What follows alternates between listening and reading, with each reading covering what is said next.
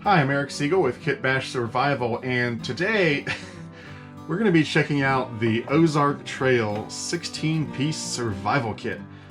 Ozark Trail is a brand sold at Walmart, so that's not starting things off on a promising note. I think it's funny that on the bottom here it says, "Live the experience. Scan with your Walmart app to learn more." So yeah, a 16-piece survival kit sold at Walmart under the Ozark Trail brand. I bought this for $6 on eBay, so I don't think I took a big risk for $6. How bad can it be? So it includes 16 pieces. We've got a notebook, 8-piece compressed towels, fire starter, a commando saw, a keychain light, 8-in-1 multi-tool, a cutlery multi-tool, a paracord bracelet with whistle, and a durable watertight case, which I guess if you want to ditch the contents of the case, they let you know that it can hold your cell phone. Anyway, let's go ahead and open this up and check out the Ozark Trail Survival Kit.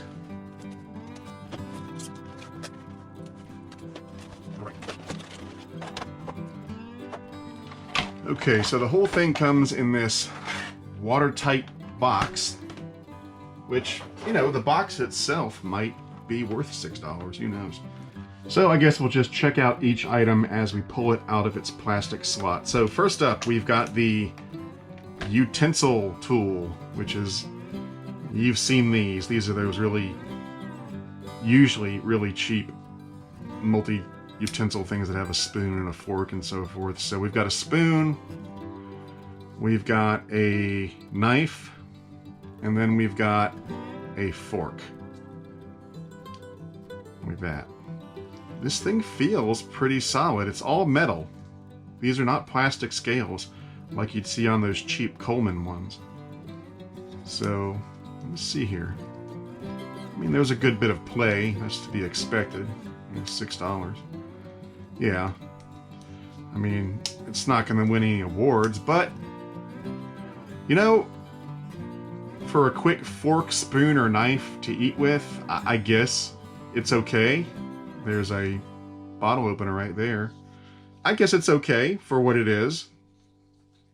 Then we've got a wire saw, or as they call it, the commando saw. And it looks like just your basic wire saw made in China. I'm sure it's okay for cutting down a small limb or something like that. I wouldn't try to go at a big tree with it or anything. Then we've got the compressed towels. And this is actually kind of neat.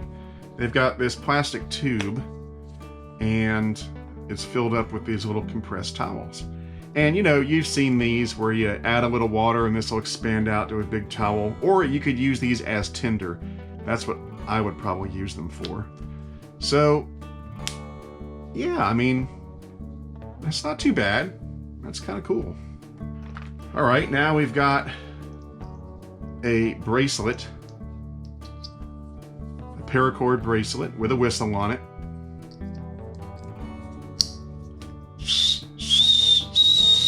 Well, the whistle pretty much stinks, but you know, the paracord does have some survival value, I suppose. So that's not 100% worthless. Up next, we've got the keychain flashlight, and I've seen these before. It's probably got a thing in there to keep it from turning on before you need it. Yeah, there it is. So we can put these back in there. All right, there we go. So yeah, this is one of those where you twist off and twist on, and it's pretty bright. I mean, it's okay. It's not bad.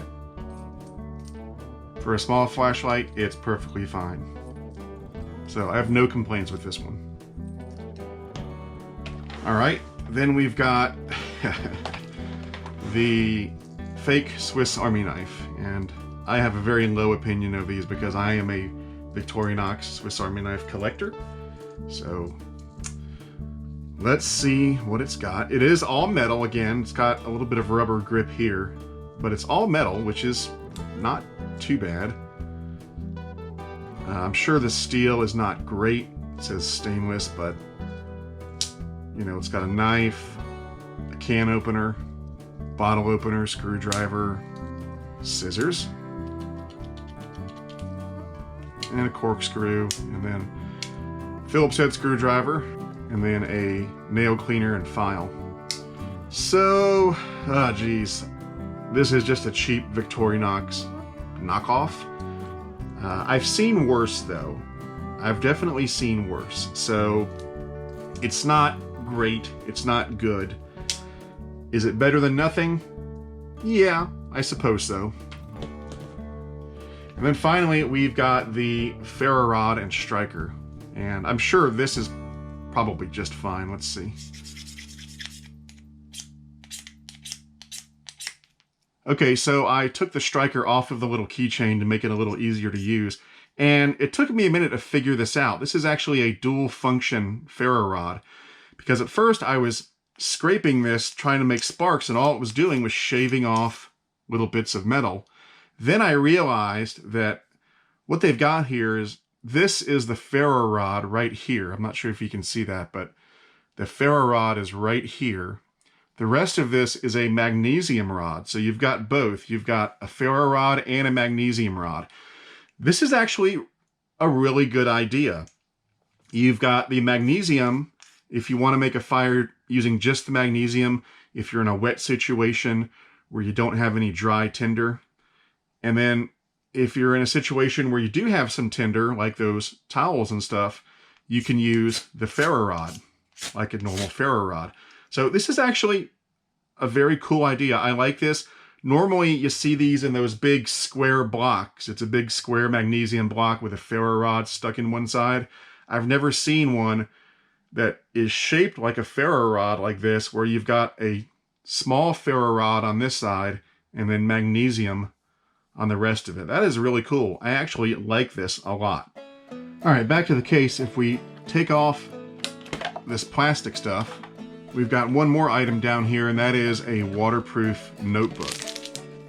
And there's a pretty generous supply of paper. Now, there is no pencil or anything, but we do have this nice notebook, which is kind of an odd thing to have.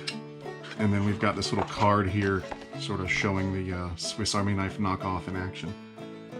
And then we've got the waterproof case itself. So, closes up like that. This isn't bad. It's a nice little waterproof case, yeah. So let's put all this stuff inside.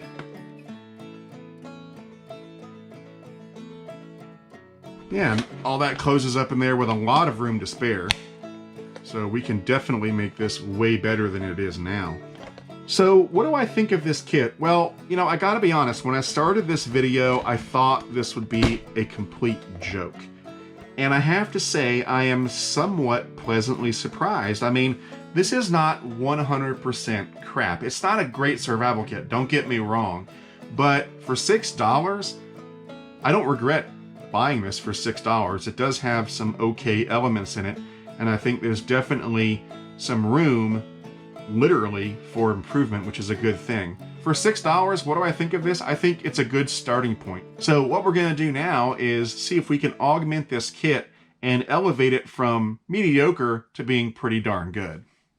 Alright, so before we bring in everything else, I do want to make a couple substitutions and removals from the gear we already have. So first up, I'm going to remove this entirely, this cutlery tool with the fork, spoon, and knife. It's nice, but it's not necessary in a survival situation, unless, I guess, you're a heroin addict and you really need to cook up that next dose. But other than that, it's not necessary, and we can use the space and the weight for something better. I'm also going to remove the fake Swiss Army knife, and in its place, we will use a real Swiss Army knife. This is a Victorinox Fieldmaster, and I chose it mainly because it has a saw, and the Victorinox saws are actually very good. Obviously, you're not going to cut down a tree with this, but for small tasks, these things are actually excellent. And then it's also got a pair of scissors, and the Victorinox scissors are very good. And it's also got two blades, can opener, bottle opener, Phillips head screwdriver, parcel hook, punch, tweezers, and toothpick. Now, I considered using the Explorer instead because it has a magnifying glass, which could be good in a survival situation, but ultimately I decided to go with the Fieldmaster because it has a saw. Now, for the bracelet here, the paracord's nice, but the whistle doesn't work at all. Now, I could spend time undoing all this paracord, but I'll save that for later, so we're going to ditch this for now, and in its place, I've just got some regular paracord. This is about 10 feet of paracord. And then, here's the saw that comes with the kit. Now, we've got the saw on the Fieldmaster. I'm not sure if we need this saw as well. I'm going to try to leave it in the kit for now, but if space becomes an issue, I may have to get rid of this. Now, what else are we going to try to add to this kit? Well, we're going to have a little fun and kind of throw in the kitchen sink here and see exactly what we can fit in this box. And keep in mind, I'm just doing this as an exercise and for fun. Obviously, you know, I bought this kit for $6, and for everything we're going to put in it, you could just go out and buy a better kit ready-made. So what we're doing, it's just for fun. So this is all the stuff I'm going to try to get in the kit.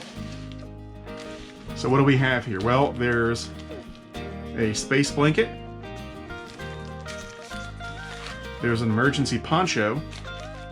I've got two 12 by 12 sheets of tinfoil. I've got a mini fishing kit and a little bit of snare wire in this bag. Here's a book of matches, a button compass.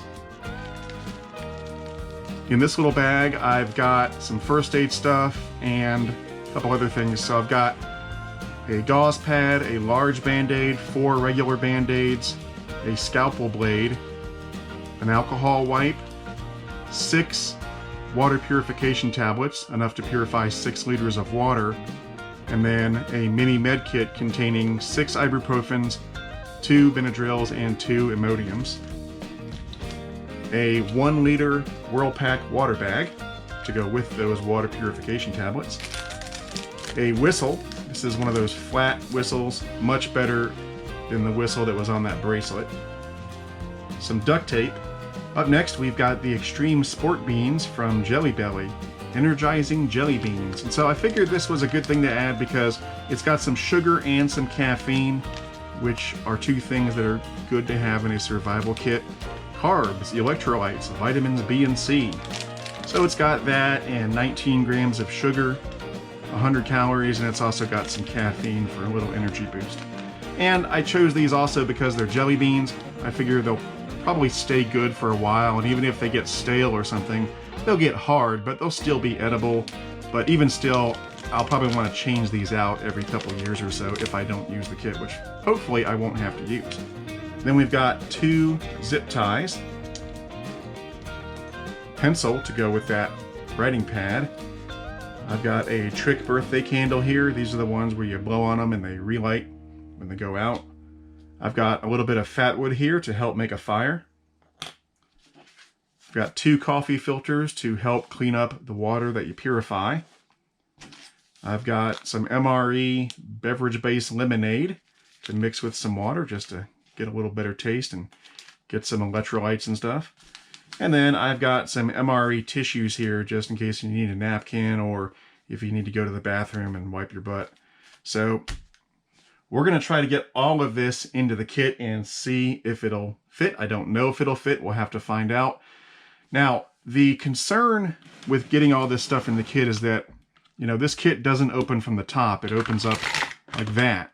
And so if you fill it with stuff, you know, the next time you open it up, it's going to spill out all over the place. And so to prevent that, I'm going to use a combination of methods, one or both of these.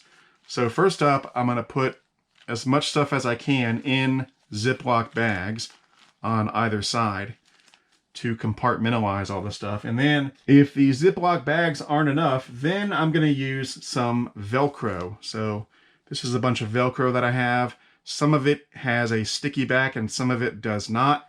And with a combination of those, I'm going to try to secure the Ziploc bags into each side of this case. And hopefully between the Ziploc bags and the Velcro, we'll get this thing to where it's nice and compartmentalized, and to where when we open it up, stuff doesn't spill out all over the place. Like I said, I have no idea whether this is going to work or not, whether it's going to be too much, but we're about to find out, so let's get started. All right, so let's see how much of this stuff we can bag up and get compartmentalized. I've got these Ziploc bags. I wish I had some that were longer, but I don't. I've ordered some, but they're not here yet. I do have freezer bags, but those are just too wide. So you need ones that are long, but not too wide. Anyway.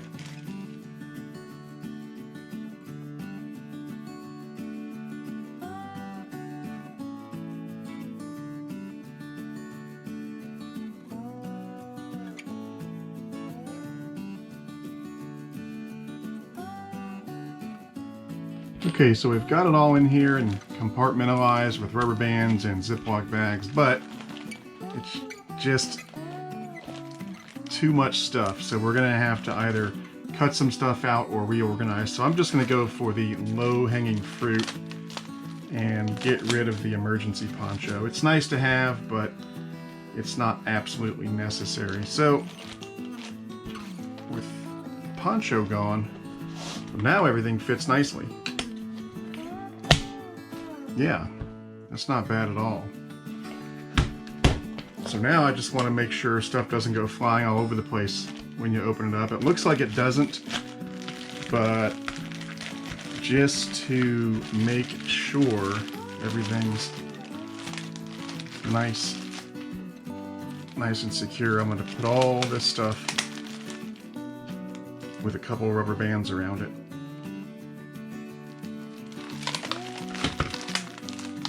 That.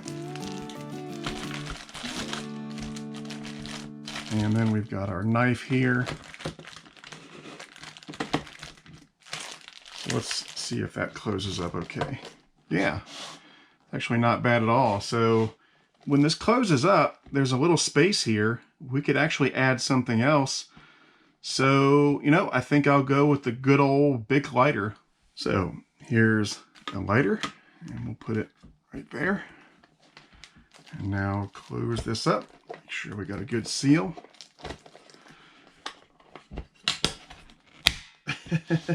And yeah, look at that. Wow, this is actually a pretty darn good survival kit now, if you ask me. I'm pretty happy with it. Now, like I said before, this was just an exercise in packing a survival kit, and also just for a little bit of fun. Obviously, you know, with all the stuff we've put in here, there's not much of the original stuff left, and you could just go out and buy a really good survival kit instead of doing this. But, you know, the way you get good at packing survival kits and using them and determining what's needed and what's not, and what's good quality and what's not, is doing little exercises like this to see just how much stuff you can stick in a kit and how much better the kit can be made. So I'm really happy with the way this turned out. It started off as a mediocre $6 survival kit, and now it's actually pretty darn good, and a survival kit I'd be happy to have with me on an outing. Now, I didn't say this before, but the $6, I got it on eBay. I don't think that's what it originally cost. I think the original cost was probably around $20 or so, but I was able to get it for $6 on eBay. So for $6, it was a good start, and now, as you can see, it's actually a pretty darn good survival kit. If I was going to add one more thing to here, I might add a mini water straw, one of these.